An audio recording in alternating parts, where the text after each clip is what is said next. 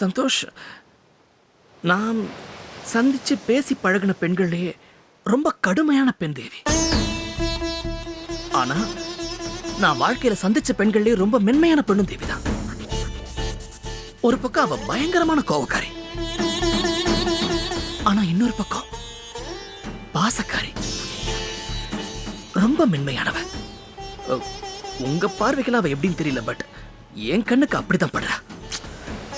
சரிங்க, பாரதி பத்தி நான் என்ன சொல்றேன், நான் சொல்லிடுறேன், எல்லாத்தையுமே சொல்லிடுறேன் சந்தோஷ். பாரதியை பத்தி நான் சந்தோஷ், பாரதியுடைய பார்வையில நான் வந்து ஒரு கிரிமினல், ஏமாத்துக்காரன், பொய் சொல்றவன், சைக்கோ, பணத்தாசை பிடிச்சவன். அவங்க கண்ணுக்கு நான் அப்படிதான் தெரிவேன். என்ன நான் செஞ்ச பாவங்கள் அந்த மாதிரி. இந்த பாவம் புண்ணியெல்லாம் கிடையாது, இது இல்லாம வேற ஏதோ சில உண்மைகளும் இருக்கு. வேற சில உண்மைகளும் இருக்கு. ஆனா சந்தோஷ், ப்ளீஸ் ஒரு விஷயத்தை நீங்க நம்பணும். தப்பெல்லாம் என் மேலதான். எல்லா தப்புக்கும் காரணம் வந்து நான் தான். பாரதி மேல எந்த தப்பு கிடையாது. சந்தோஷ், நான் தான் ஏதோ ஒண்ணு நினைச்சு, சந்தோஷ் இதுல வந்து குற்றவாளிங்கிறது வந்து நான் தான். பாரதி மேல வந்து எந்த விதமான தப்பும் கிடையாது. அவங்க ரொம்ப நல்லவங்க. அந்த அடிப்படை புரிதல் உங்களுக்கு இருக்கணும். அப்படி இருந்தா தான் மேற்கொண்டு நம்ம பேச முடியும். உங்களுக்கு இதுக்கு முன்னாடி பாரதி தெரியுமா?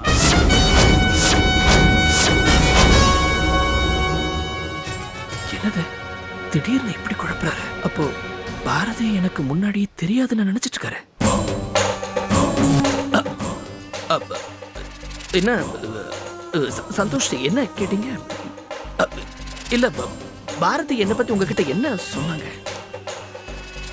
நான் பாருங்க என்ன ஸ்டூபிட் கேள்வி கேட்டிருக்கேன். பாரதிக்கு உங்களுக்கு இதுக்கு முன்னாடி தெரிஞ்சிருக்க வாய்ப்பே இல்லையே. நாங்கள் எல்லாருமே உங்களை தேவி வீட்டுக்கு கூட்டு வரும்போது தானே பார்த்தோம். ஸோ முன்ன பொண்ண தெரியலனா கூட எதுக்கு உங்கள் மேலே இவ்வளோ கோவம்? மை காட், நல்ல வேளை எல்லாத்தையும் சொல்றதா இருந்தேனே. தேவி வந்து எங்கள் வீட்டில் ஒரே செல்ல பொண்ணு. ஸோ அவளோட கல்யாணத்தை வந்து ரொம்ப கிராண்டாக, அதாவது ஒரு திருவிழா மாதிரி, மாப்பிள்ளை அழைப்பு, கிராண்ட் ரிசப்ஷன், பிரமிக்கிற அளவுக்கு முகூர்த்தம், பயங்கர கிராண்டாக, ஊரில் எல்லாருமே ஆச்சரியப்படுற அளவுக்கு பண்ணணும்னு நாங்கள் எல்லாருமே ஆசைப்பட்டோம். ஆனால் திடீர்னு யாரோ ஒருத்தரை அப்படியே கல்யாணம் பண்ணிட்டு வந்து எங்கள் முன்னாடி நின்னதை we couldn't take it. Actually, it was a very big blow. அப்பானால அதை டைஜஸ்டே பண்ண முடியல. அப்பா மட்டும் இல்லை, சித்தப்பா, சித்தி, இன்க்ளூடிங் மீ, எங்களால் அதை ஏற்றுக்க முடியல. அதே தான் பாரதிக்கும். அது பாரதிக்கு அதனால மிகப்பெரிய ஒரு கோபம் உங்கள் மேலே வந்துருச்சு. அவளுக்கு இந்த பணம், காசு, ஸ்டேட்டஸ் அதெல்லாம் அவங்க கிட்ட இருந்து எதிர்பார்க்கவே இல்லை. அவளை பொறுத்த வரைக்கும் என்னென்னா, நீங்கள் யாருன்னு அவளுக்கு தெரியாது. எங்கள் யாருக்குமே நீங்கள் யாரும், உங்கள் பேக்ரவுண்ட் என்ன, நீங்கள் நல்லவரா கெட்டவரா, நீங்கள் எதுக்காக தேவியை கல்யாணம் பண்ணிக்கிட்டீங்க, அவளை நீங்கள் வச்சு காப்பாற்றுவீங்களா இல்லை ஏமாற்றுவீங்களா, எதுவுமே எங்களுக்கு தெரியாது. ஸோ பாரதிக்கு அவளுக்கு உங்கள் மேலே இருக்கிற கோபத்தை விட தேவி மேலே இருக்கிற அக்கறை அதிகம். பட் அது போக போக உங்களை பற்றி நாங்கள் எல்லாமே புரிஞ்சுக்க ஆரம்பிச்சிட்டோம். அதை நீங்களே பார்த்தீங்கன்னா, அப்போ ஆரம்பத்தில் உங்கள் மேலே பயங்கர கோபமாக இருந்தார். பட் நீங்கள் ஒரு நல்ல மனுஷன்றதை நாங்கள் எல்லாருமே புரிஞ்சுக்கிட்டோம். அப்பா, நான், சித்தப்பா, சித்தி. ஆனால் அது என்னன்னே தெரியல, பாரதி மட்டும் உங்கள் மேலே வச்சுருந்த அந்த அபிப்பிராயத்தை மாற்றிக்கவே இல்லை. அவள் ஒரு கன்க்ளூஷனுக்கு வந்துட்டா போல இருக்கு. அதனால தான் என்னமோ உங்களை பார்த்தாலே கோவப்படுறா, உங்கள் மேலே வெறுப்பு காட்டுறா. அது நான் நான் என்ன சொல்ல வரேன்னு உங்களுக்கு புரியுது இல்லை? இல்லை, பாரதி எப்போ பார்த்தாலும் உங்கள் மேலே கோவத்தை காட்டுறா, உங்களை ஹர்ட் பண்ணுறா. அதனால் அவள் ரொம்ப ஒரு ஹாஷான உமன், ஒரு குரூவல் ஹியூமன் பீயிங்னு தயவுசெய்து தப்பாக நினச்சிடாதீங்க. It's not like that. இப்போ பேசும்போது நீங்கள் சொன்னீங்கல்ல, தேவி ரொம்ப மென்மையானவ, நல்லவ, very innocent, very happy. As a brother நீங்கள் என் தங்கச்சி பற்றி இப்படி பேசும்போது ரொம்ப சந்தோஷமாக இருக்கு. ஆனால் என்னோட பாரதி இதெல்லாம் விட 100 இல்லை 1000 மடங்கு மேலானவ. மதன், நான் கல்யாணத்துக்கு முன்னாடி எப்படி இருந்தேன் தெரியுமா? சரி விடுங்க, உங்ககிட்ட சொல்கிறதுக்கு என்ன. ஐ வாஸ் விமனைசர், கேசனோவா, பொறுக்கிங்க, பொம்பளை பொறுக்கி, அப்படிதான் இருந்தேன். இந்த உலகத்தில் பொம்பளைங்க பிறந்ததே அதுக்காக தான் அப்படின்ற ஒரு தப்பான கான்செப்டில் வாழ்ந்துட்டு இருந்தேன். யூனோ சம்திங், கல்யாணத்துக்கு முன்னாடி பாரதி எங்கள் ஆஃபீஸில் தான் ஒர்க் பண்ணிருந்தா. நெருப்பு மாதிரியானவன்றது தெரியாமல் அவகிட்டே நான் மிஸ்பிஹேவ் பண்ணி நல்லா வாங்கி கட்டிக்கிட்டேன். அப்படிப்பட்ட ஒரு கேவலமான எண்ணெய் பாரதி கல்யாணம் பண்ணிக்கிட்டா. வேலை அதுக்கு பல பேர் பல காரணங்கள் சொல்லலாம். பாரதியோட அம்மா ரொம்ப சீரியஸ் ஹாஸ்பிட்டல் இருந்தாங்க, எங்கள் அப்பா தான் காப்பாற்றினாரு, அதுக்காக தான் பாரதி கல்யாணம் பண்ணிக்கிட்டா, பிளா பிளா பிளா பிளா. என்னை பொறுத்த வரைக்கும் என் மேலே இறக்கப்பட்டு பாரதி என்ன கல்யாணம் பண்ணிக்கிட்டான். கிரேட் இல்லை? She's an angel. இல்லை, இதெல்லாம் நான் ஏன் உங்ககிட்ட சொல்கிறேன்னா, உங்களுக்கு பாரதி பற்றியும் தெரியணும், என்னை பற்றியும் தெரியணும். இவ்வளோ கேவலமான எண்ணெய் இன்னைக்கு ஒரு நல்ல மனுஷனாக மாற்றிருக்கானா, அது பாரதினால மட்டும்தான் முடியும். அவளோட அன்பு தாங்க இன்னைக்கு ஒரு மனுஷனை மாற்றிருக்கு. இவ்வளோ எதுக்குங்க இப்போ ரீசெண்ட் அந்த சகுந்தலா இஷ்யூ, ஓ காட், ஐயோ, அதை பற்றி சொன்னாலே ஒரு மாதிரி இருக்கு. என்டையர் ஃபேமிலிங்க, இன்க்ளூடிங் மை ஃபாதர், சித்தப்பா, சித்தி, அந்த சின்ன பையன் ராஜேஷ், எல்லாருமே நான் தப்பு பண்ணிட்டேன்னு கன்ஃபார்மே பண்ணிட்டாங்க. ஆனால் ஒருத்திங்க, பாரதி ஒருத்தி மட்டும்தான் நான் தப்பே பண்ணியிருக்க மாட்டேன்னு எனக்காக போராடி நான் நல்லவன் ப்ரூவ் பண்ணி அந்த சகுந்தலாவை வீட்டுட்டிய வேலை இருக்காங்க.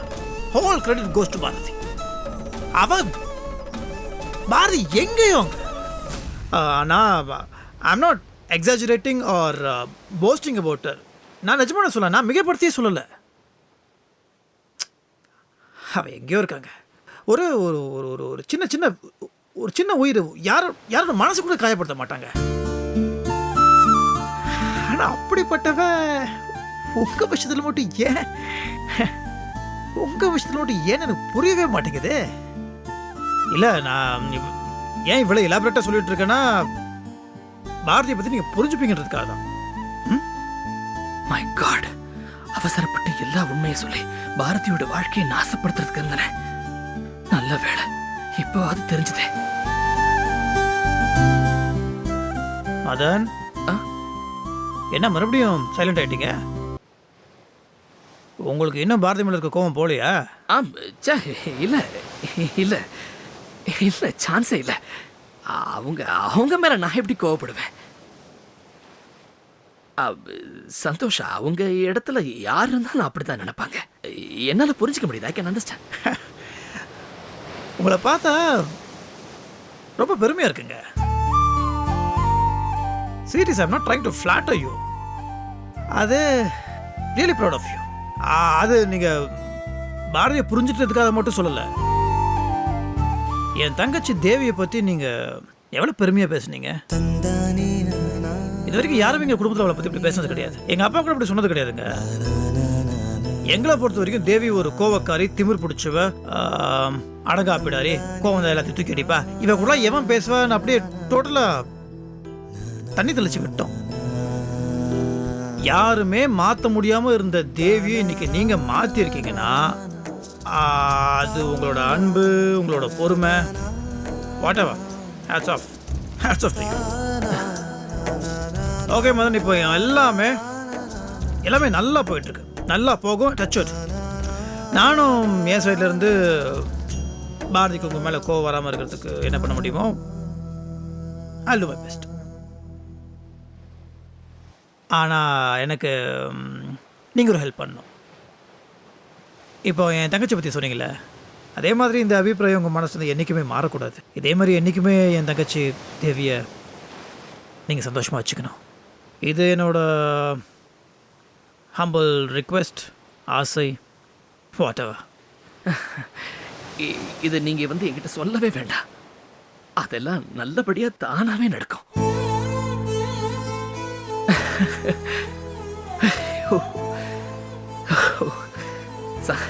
சந்தோஷ், ஆக்சுவலா நீங்க தனியா என்கிட்ட ஏதோ பேசணும்னு சொல்லி கூப்பிட்ட உடனே உண்மையிலே கொஞ்சம் பயந்துட்டேன். எங்க பாரதி என்ன தப்பா நினைச்சிட்டு இருக்கிற மாதிரி நீங்களும் என்ன தப்பா நினைச்சிட்டீங்களோ, உங்களுக்கும் என் மேல ஏதாவது கோபம் இருக்குமோ, விரோதம் இருக்குமோ அப்படின்னு நான் நினைச்சிட்டு. நல்ல வேலை அந்த மாதிரி எதுவும் இல்லை. I'm much relieved now. என்னை புரிஞ்சுக்கிட்டதுக்கு ரொம்ப தேங்க்ஸ். கோவன்ற வார்த்தைக்கு இனிமேல் இடம் கிடையாதுங்க. அதே மாதிரி பாரதியோட கோவத்தில் நீங்கள் மனசில் வச்சுக்காதீங்க. அது சும்மா பச்சை குழந்தை கோவம் மாதிரி. அந்த கோவம் ஒரு நாள் போயிடும். கண்டிப்பாக பாரதி உங்களை புரிஞ்சுப்பா, நான் நம்புகிறேன். எனக்கும் அந்த நம்பிக்கை இருக்கு சந்தோஷ். பட் நான் உங்ககிட்ட ஒரே ஒரு ஹெல்ப் மட்டும் கேட்டுக்கிறேன். நீங்க தயவு செஞ்சு எதுக்காகவும் எந்த ஒரு சந்தர்ப்பத்திலையும் என்ன பத்தி பாரதி கிட்ட பேச வேண்டாம். ஏன்னா எனக்கு நல்லது பண்றதுக்காக நீங்க அவங்க கிட்ட பேச போக ஒருவேளை அது கூட அவங்களுக்கு என் மேல இன்னும் கொஞ்சம் அதிக வெறுப்பு ஏற்படுத்திடலாம். அவங்களா புரிஞ்சு அவங்க மனசு மாறும்போது மாறட்டுமே, நாம இதுக்கு அவசரப்படுத்தணும். ஏங்க சூப்பர் ஆளுங்க நீங்க. என் தங்கச்சி மனசை மட்டும் இல்லை, பாரதியோட மனசையும் புரிஞ்சு வச்சிருக்கீங்களே. டோட்டல் ஃபேமிலி நல்லா புரிஞ்சுட்டு நல்ல மனுஷன் நீங்கள். Very good, very good. சரி வாங்க கிளம்பலாம். போலாம் வாங்க.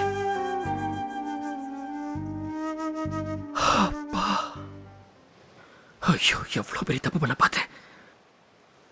Thank God.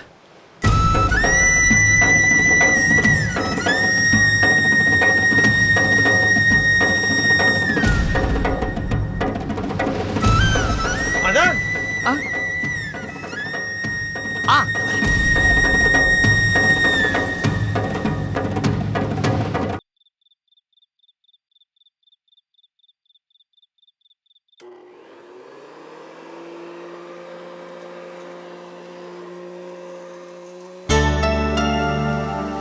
சித்தி, பசி உயிரே போகுது, இன்னும் சமைச்சு முடிக்கலையா?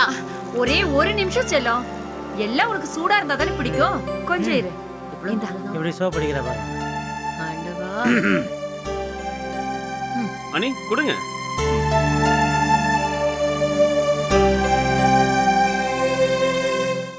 அடா அடா அடா அடா அடா, உலகத்துல எங்கெல்லாமோ சாம்பார் சாப்பிட்டுருக்கேன். ஆனா அண்ணியோட சாம்பார் ருசிக்கு எதுவுமே இடாகாது. செம்ம வாசனை.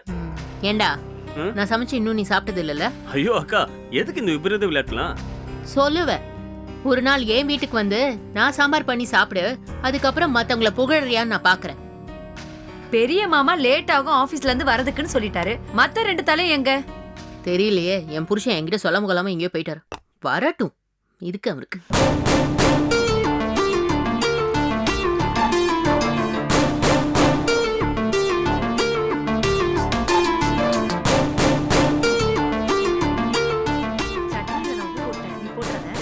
தேவிகா, மாமா வந்துட்டாரு. ஏதோ கேள்வி கேட்கணும்னு சொன்னீங்களே, கேளுங்க. கேக்குறேன். என்னடா? நத்திங்கண்ணா. என்னடா நத்திங்க? ஏதோ சொல்லிட்டு இருந்த. என்ன மதன், நீங்க எங்க போனீங்க என்கிட்ட சொல்லாம? அதுவும் இவனோட போய் ஊர் சுத்திட்டு வரீங்க. மாமா மச்சனுக்குள்ள 1000 இருக்கும். ரொம்ப நாள் கழிச்சு பார்க்குறோம். மென் ஸ்டாக் என்ன வேணா பேசுவோம். What's your problem? சித்தி பயங்கரமா பசிக்குது. சீக்கிரம் சீக்கிரம் சீக்கிரம். அது வந்துட்டேன். என்ன மதன், என்ன இது புது பழக்கம்? எங்கிட்ட சொல்லிட்டு போலாம்ல. அதான் சந்தோஷ் சொல்றாருல, எங்களுக்குள்ள 1000 விஷயங்கள் இருக்கும். ஓ, அந்த அளவுக்கு போயிடுச்சா? அப்ப சரி, பொண்டாட்டிக்கு எப்படி ஜால்ரா தட்டுறதுன்னு அவங்கிட்ட கொஞ்சம் கத்துக்கலாம்ல. எனக்கு கொஞ்சம் யூஸ்ஃபுல்லா இருக்கும்ல. தேவி, நீ இப்படி ஓயாம பேசிட்டு இருந்தீங்கன்னா உன் வாய்க்கு நான் போட்டு போட்டுருவேன். ஓகே?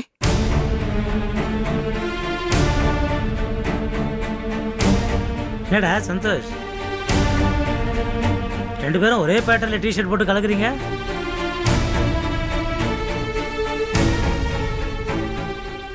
அவனு மச்சானா ரொம்ப கொஞ்சம் கொலாவரிங்க போல் இருக்க. அதெல்லாம் ஒன்றும் இல்லை, ஒரே டிஷர்ட்னா கோஇன்சிடென்ஸ். அது 2 பேரும் சும்மா அப்படியே பீச் வரைக்கும் போய் சும்மா பேசிட்டு இருந்தோம். என்னது, பீச்சுக்கா? பீச்சுக்கு என்ன விட்டுட்டு நீங்க எப்படி தனியா போவீங்க? இதை நான் ஒத்துக்கவே மாட்டேன். அக்கா அக்கா ப்ளீஸ் ஸ்டாப் ஸ்டாப். உங்க சண்டையெல்லாம் ரூமுக்குள்ள வச்சுக்கோங்க. இது டைனிங் டேபிள். இங்கே எல்லாருமே ஜாலியா தான் பேசணும். டேய், 2 பேரும் புருஷன் பொண்டாட்டி, அவனுக்குள்ள 1000 மேட்டர் இருக்கும். அதுல நீ ஏன்டா அனாவசியமா தலையிடுற? அப்பனா அவங்க 2 பேரும் சண்டை போட்டு நம்ம வேடிக்கை பார்க்கலாம்னு சொல்றீங்களா? நல்ல ஆள் டாடி நீங்க. நீங்க செய்ய வேண்டிய வேலை நான் செஞ்சுட்டு இருக்கேன். அது போகட்டும். மாமா, ஒவ்வொரு தடவையும் மிஸ் ஆகிட்டே போகுது. இப்போ பெரியப்பா வர வீட்டில் இல்லை. இப்போவாது உங்க படத்தோட கதையை சொல்லுங்களேன். டேய் லூசாடா நீ, அண்ணா இருந்தா என்ன கடிச்சு தின்னுடுவாரா? பா, பெரியப்பாவுக்கு சினிமாவை பத்தி பேசினா பிடிக்காது. மாமா, உங்க படத்துல ஏதாவது சிடு சிடுன்னு எப்பவுமே இருக்கிற மாதிரி கேரக்டர் வருதா? ஏன் கேக்குற? இல்ல, அப்படி ஏதாவது இருந்தா எங்க அப்பாவை நடிக்க வைங்களேன். அவரு நடிக்கவே வேண்டாம், இருக்கிறபடி வந்தாலே போதும், அவார்டு கொடுத்துருவாங்க. என்ன ஜோக்கா? இவன் பெரிய ஆதித்யா சேனல் அப்படியே சிரிச்சுக்கிட்டே இருக்கிறதுக்கு வாய் முடுற. பாத்தீங்களா எப்படி கோவப்படுறாருன்னு? ஆக்சுவலா மதன், நானே கேட்கணும்னு நினைச்சேன். நீங்க எடுக்க போற படம் என்ன மாதிரி டைப்பு? சென்டிமெண்டா, காமெடியா, ரொமான்ஸா, எந்த மாதிரி? இல்ல, அது வந்து சித்தப்பா, இது படம் ஒரு லவ் கம் சென்டிமெண்ட் படம். ஓ, அக்கா ப்ரொடியூசர். ஆமா, எப்படி பேசுறாங்க. சென்டிமெண்ட்டை பத்திலாம் நீ பேசுற பாரு, அதான் எனக்கு ரொம்ப ஆச்சரியமா இருக்கு தேவிமா.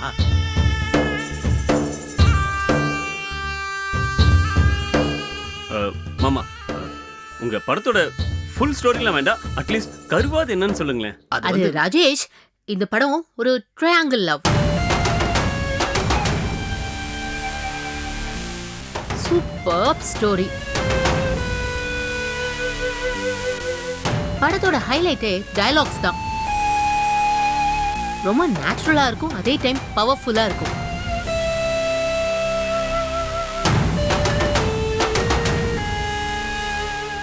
இவரோட டயலாக்ஸ்க்கு நானே ஃபேன் ஆயிட்டேன்னா பாத்துக்கோயே. அக்கா, மாமா பேசவே விட மாட்டீங்களா?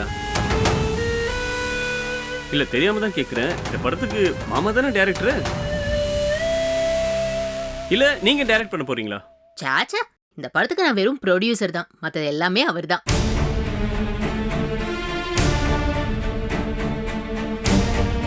ஆனா தூக்கத்துல எழுப்பி இந்த கதையை கேட்டா கூட நான் ஒரு டயலாக் விடாம உங்க மாமா மாதிரி 3 மணி நேரம் படத்தை எக்ஸ்பிளைன் பண்ணுவேன். அந்த அளவுக்கு கெட்டிக்காரி ஆயாச்சு. அட்ரஸ் அக்கா. அப்போ நீங்க ப்ரொடியூஸ் பண்ண போற 2வது படத்துக்கு நீங்களே டைரக்டர் ஆயிடுவீங்கன்னு சொல்ல வரீங்க. மாப்பிள்ள டைரக்ட் பண்ண போற படத்துக்கு தேவி வெறும் ப்ரொடியூசரா இருந்தா மட்டும் போதும் இல்ல மதன்?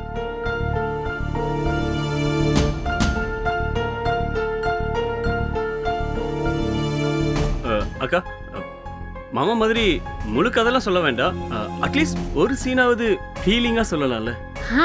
சொல்லலாமே. மதன், நான் சொல்லட்டுமா? அது பாத்தீங்களா, அக்கா வந்து மாமாட்ட பெர்மிஷன் கேக்குறாங்க. சும்மா இருடா. சொல்லட்டுமா? எதுக்கு அதெல்லாம் வேண்டாமே. Please please please. வேண்டாம் தேவி, நான் சொன்னா கேட்கவா பாரு, உன் இஷ்டம். ஆக்சுவலா எனக்கு இந்த படத்துல எல்லா சீனுமே ரொம்ப பிடிக்கும். ஆனா பர்டிகுலரா ஒரு சீன் ரொம்பவே பிடிக்கும். அதை மட்டும் எக்ஸ்பிளைன் பண்றேன்.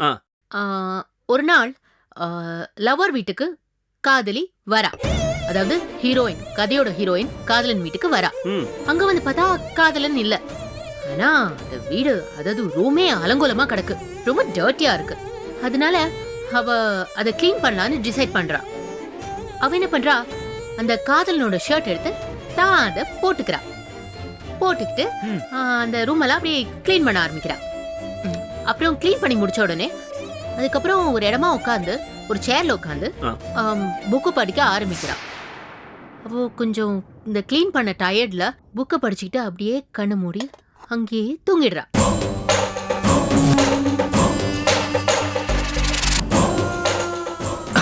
இல்ல அது வந்து இல்ல, இது நீ விடு. இது வந்து சொன்னா நல்லா இருக்காது. ஆக்சுவலா அது விஷுவலா ஸ்கிரீன்ல பார்த்தா தான் நல்லா இருக்கும். நீ விடு, சாப்பிடுற வேலையை பாரு. ஏன் நீங்க எக்ஸ்பிளைன் பண்ணும்போது மட்டும் நல்லா இருந்ததுல, அப்ப நான் சரியா எக்ஸ்பிளைன் பண்ண மாட்டேங்கிறீங்களா? மாமா விடுங்க மாமா, அக்கா சூப்பரா கதை சொல்றாங்க. அக்கா நீங்க கண்டினியூ பண்ணுங்க. இல்ல இல்ல நான் சொல்றேன். அப்புறம் அந்த இடத்துல அவ தூங்கிட்டு இருக்காளா, அப்போ அந்த நேரத்துல காதலன் வீட்டுக்குள்ள வரான். அவன் ஜன்னல் வழியா தன் காதலி தூங்குறத பாக்குறான். அது அப்படியே அவன் மெய் மறந்து ரசிக்கிறான். அதுவும் எப்படி, ஒரு தாய் தன் சேய குழந்தை தூங்கிட்டு இருக்கும் போது ரசிப்பாங்கல்ல, அந்த மாதிரி பார்த்து ரசிக்கிறான். ஐயோ சூப்பர்க்கா, சூப்பர் சூப்பர்க்கா. ஏ நில்ல.